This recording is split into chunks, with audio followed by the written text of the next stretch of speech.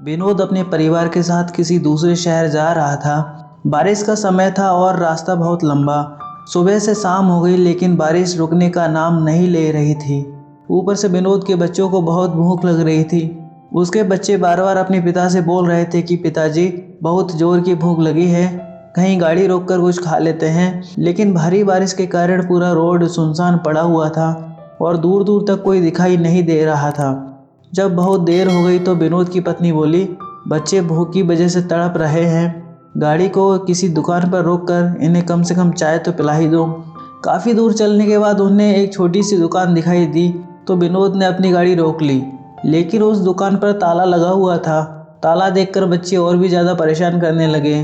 तो विनोद की पत्नी बोली, इतनी दूर चलने के बाद यह दुकान मिली है और इस पर भी ताला लगा हुआ है, आप इसका ताला तोड़कर बच्चों के लिए कुछ ले आइए। उसकी पत्नी बार बार जिद कर रही थी, लेकिन विनोद का ताला तोड़ने का मन नहीं कर रहा था। वह मन ही मन सोच रहा था कि पता नहीं किस गरीब आदमी की यह दुकान है, मैं इसका ताला कैसे तोड़ सकता हूँ। लेकिन बच्चों की भूख और अपनी पत्नी की जिद के मारे उसकी एक नहीं चली। विनोद ने अपना मन मारकर उस दुकान का ताला तोड़ दिया। उस दुकान में चाय बनाने का सामान था और साथ में कुछ खाने पीने का सामान रखा हुआ था। तो उसने अपने बच्चों के लिए खाने पीने का सामान लिया और अपनी पत्नी से बोला, यहाँ चाय बनाने का सामान रखा है, ऐसा करो ये कुछ खाने पीने का सामान है, इसे बच्चों को खिला दो और अपने लिए थोड़ी चाय बना लो। जब शहर आ जाएगा तो हम वहाँ खाना खा लेंगे। जब उन्होंने राहत की सांस ली तो फिर वह जाने के लिए तैयार हो गए। यूं चोरों की तरह दुकान का ताला तोड़ने के बाद विनोद को बहुत आत्मग्लानि हो रही थी। उसने अपना पर्स निकाला और शक्कर के डिब्बे के नीचे 5,000 रुपये रख दिए और फिर वहाँ से विनोद अपने परिवार के साथ चल दिया। लगभग 1 महीने बाद फिर वह उसी रास्ते से अपने घर वापस आ रहा था तो विनोद ने उसी दुकान पर आकर गाड़ी रोक ली। उस दुकान में एक बूढ़ा आदमी बैठा हुआ था। वह इतने लोगों को देखकर खुश हो गया और चाय बनाने लगा। दादाजी, इतने सुनसान और वीरान जगह पर आप ये दुकान क्यों चलाते हो, और अपने जीवन के अनुभव के बारे में बताइए।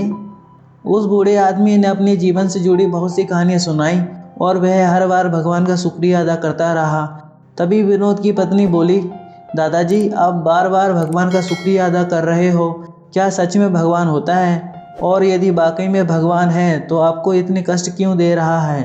वह बूढ़ा आदमी बोला, नहीं नहीं मैडम जी, भगवान है, मैंने देखा है। जब बूढ़े आदमी ने यह बात कही तो विनोद और उसकी पत्नी की नज़रें बूढ़े आदमी की तरफ जम गईं। वह बूढ़ा आदमी बोला, साहब, एक दिन बहुत बारिश हो रही थी।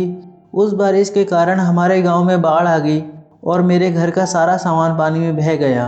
कई दिनों तक हम भूखे प्यासे रहे, इस कारण मेरी पत्नी बीमार पड़ गई। मेरे पास उसका इलाज कराने के भी पैसे नहीं थे। मैं अगले दिन यह सोचकर मेरी दुकान में आया कि आज जो भी कमाऊंगा उससे मेरी पत्नी का इलाज करवा लूँगा। लेकिन जब मैंने अपनी दुकान का ताला टूटा हुआ देखा तो मुझे लगा कोई मेरी दुकान भी लूट कर ले गया है। जब मैं दुकान के अंदर आया तो देखा कि शक्कर के डिब्बे के नीचे 5,000 रुपये रखे हुए हैं। उन पैसों से मैंने मेरी पत्नी का इलाज करवाया और मेरे घर के लिए ज़रूरत का सामान भी खरीदा। अगर उस दिन भगवान मेरी दुकान में नहीं आए होते तो शायद आज मैं ज़िंदा नहीं होता। इसलिए साहब, मैं मानता हूँ कि भगवान हैं। वह बूढ़ा आदमी बार बार यही कहे जा रहा था कि भगवान है साहब, भगवान हैं। भगवान के होने का आत्मविश्वास उसकी आंखों में साफ चमक रहा था। यह सुनकर वहाँ सन्नाटा छा गया। विनोद और उसकी पत्नी भी उसे एकटक निगाह बांधकर देखे जा रहे थे। उसकी पत्नी कुछ बोलती इससे पहले ही विनोद बोल पड़ा, चुप रहो। जब चाय खत्म हो गई तो विनोद अपनी कुर्सी से उठा और बूढ़े आदमी से बोला, दादाजी, मैं भी मानता हूँ कि भगवान हैं। और बिल देते हुए बूढ़े दादा को अपने गले लगा लिया और बोला, आपकी चाय बहुत ही शानदार थी। दोस्तों, भगवान है या नहीं ये आप मानो या ना मानो, लेकिन दूसरों की मदद करने की हमेशा कोशिश करते रहो। क्या पता आपकी छोटी सी मदद किसी की जान बचा ले। दोस्तों, अगर ये वीडियो आपको अच्छी लगी हो तो वीडियो को लाइक करें, शेयर करें और अगर आप चैनल पर पहली बार आए हैं तो चैनल को सब्सक्राइब करके बेल आइकन को प्रेस कर लें ताकि ऐसी ही कहानियों का नोटिफिकेशन आपको सबसे पहले मिल जाए। Thank you for watching.